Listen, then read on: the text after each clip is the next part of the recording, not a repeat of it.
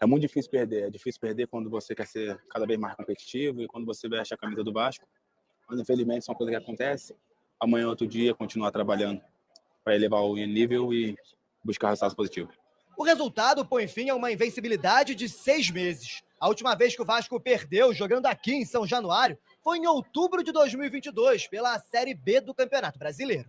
Eu acho que o Vasco, nesse momento, está procurando a sabedoria de entender qual é a roupa que vai vestir em função do adversário, em função do jogo que vai enfrentar. E eu acho que a gente tem feito isso na maior parte do tempo bem. Não existe uma única forma de vencer, nem uma única forma de atuar, e a gente está tentando construir variações importantes, porque o campeonato vai exigir isso, a gente tem feito isso ao longo do tempo. Estou fazendo uma reflexão aqui.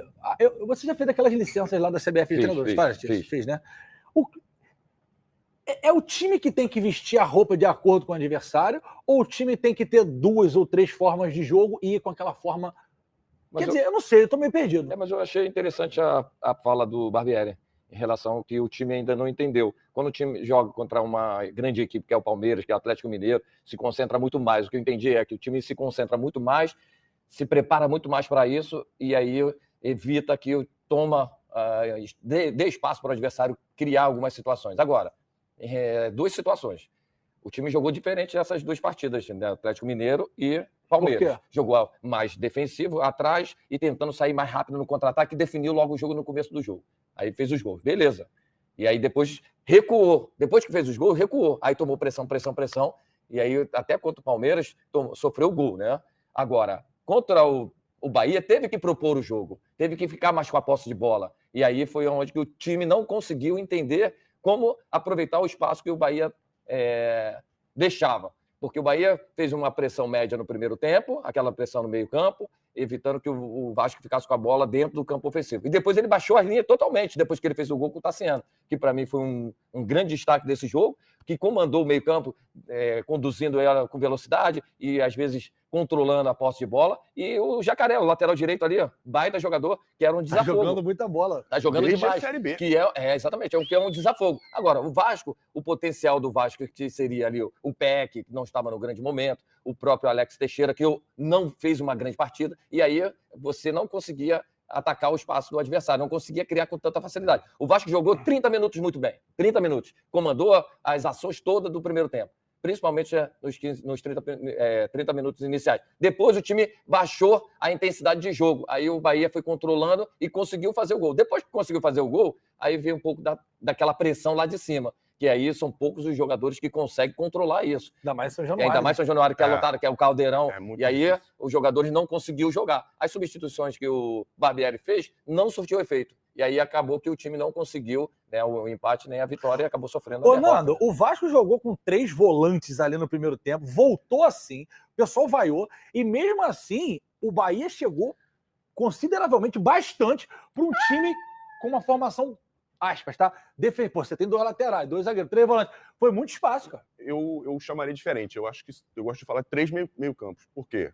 Quando a Alemanha ganhou do Brasil aqui no Maracanã na Copa de 2014, eles tinham 3 volantes ou 3 meio-campos? Até porque o Marlon e o Andrei são meias isso que eu ia falar. atacantes. Kedira, Schweinsteiger e Kroos. São meio-campos de qualidade. Sim. E Andrei e Marlon são caras de qualidade. E o Jair também. Isso, Só exatamente. que o Vasco já teve a experiência de ver o Andrei jogando de primeiro homem e o Andrei não conseguiu desenvolver o que ele tem de melhor. E aí dava espaço para essa dinâmica, essa entrada na área com qualidade para fazer os gols. Isso já aconteceu e ele não foi bem. E se repetiu ontem novamente. Você tira o que o menino tem de melhor. Que é essa chegada ao ataque, essa entrada na área de surpresa. Na área de surpresa. Eu até entendi o que o Barbieri tentou fazer. Sim. O volume do Vasco no início, eu acho que foi devido ao Bahia ter saído um pouco mais, não ter ficado lá atrás. E facilitou um pouco o Vasco ter um pouco mais de espaço na profundidade. Só que quando o Bahia fez o gol e recuou, baixou as linhas, fez o jogo que o Vasco estava acostumado a fazer, que o Vasco não teve que fazer desses 2 jogos, como você falou muito bem, e o Vasco não tinha um jogador característico de posse de bola. O Vasco não tem um meio campo de circular. Joga com 2 extremos, bem aberto. É um time que define a jogada, como eu dei o exemplo anteriormente aqui de Guardiola e Klopp. O Vasco é esse time que define as jogadas, não tem essa característica de circulação.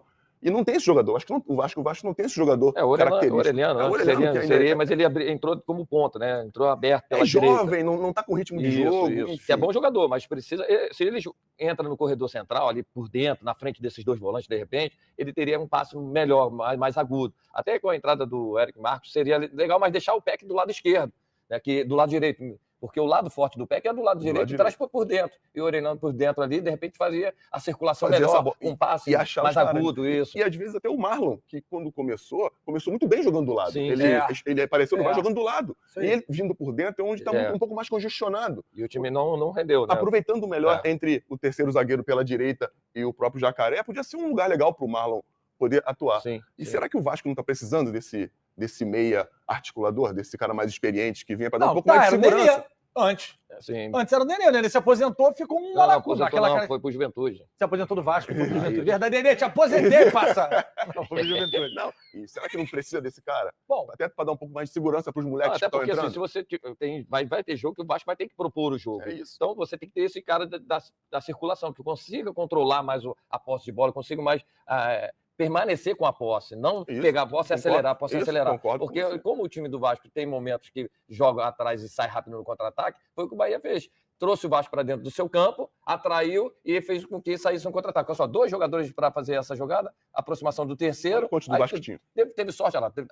A recomposição defensiva foi até boa, mas ele teve um pouco de sorte ali, que a bola sobrou de novo.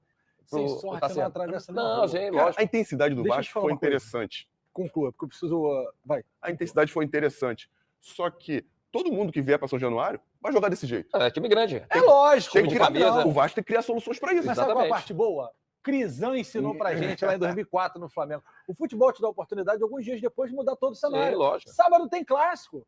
Vasco e Fluminense. Jogaço, dinizismo contra o barbieirismo. E a gente vai ter a oportunidade de ver tudo isso que a gente está falando aqui, se evoluiu, se não evoluiu. Segunda-feira estaremos aqui para falar. Por que eu estou falando isso?